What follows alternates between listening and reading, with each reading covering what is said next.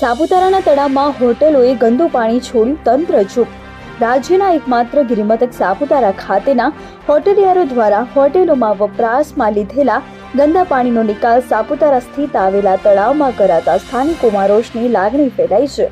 ડાંગ જિલ્લાના એકમાત્ર ગિરિમથક સાપુતારા ખાતે હોટેલિયારો દ્વારા હોટલમાં વપરાશમાં લીધેલા ગંદા પાણીનો નિકાલ આ તળાવમાં જ કરાતા નિર્મળ ગુજરાતના લીરે લીરા ઉડી ગયા છે. અહીં સાપુતારા હોટેલિયારોની તગડી કમાણીના આડોડાયમાં આ ગંદા પાણીનો નિકાલ તેઓ દ્વારા તળાવમાં જ કરાતા સ્થાનિક નવા ગામવાસીઓ સહિત પ્રવાસીઓના આરોગ્ય સામે પણ ખતરો ઉભો થતા પ્રશ્નાર્થ સર્જાય છે.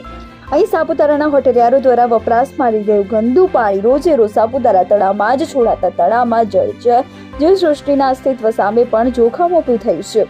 આ સાથે હોટેલિયારોના ગંદા પાણીના કારણે તળાવનું પાણી પણ પ્રદૂષિત બનતા સ્થાનિકોમાં રોષની લાગણી ફેલાઈ છે. ગિરિમથક સાપુતારાના હોટેલિયારોના આડોડાયના કારણે સાપુતારા તળાવનું પાણી હાલમાં પ્રદૂષિત થઈ રહ્યું છે, જેથી ડાંગ કલેક્ટર શ્રી મહેશભાઈ પટેલ દ્વારા પ્રવાસીઓ સહિત સ્થાનિકોને ધ્યાનમાં રાખી પ્રદૂષણ ફેલાવતા હોટેલિયારો સામે લાલ આંખ કરે તેવી માંગ ઉઠી છે. Reporter Vinod Pawar, BN news Gujarati, Dang. નિડર, નિષ્પક્ષ તેમજ પ્રજાપ્રિય ન્યૂઝ નેટવર્ક એટલે કે BN news Gujarati. BN news ગુજરાતીના ફેસબુક પેજને સર્ચ કરી લાઇક તેમજ ફોલો કરો. સાથે જ ઇન્સ્ટાગ્રામ પેજને પણ ફોલો કરો તેમજ યુટ્યુબ ચેનલને પણ સબસ્ક્રાઇબ કરો.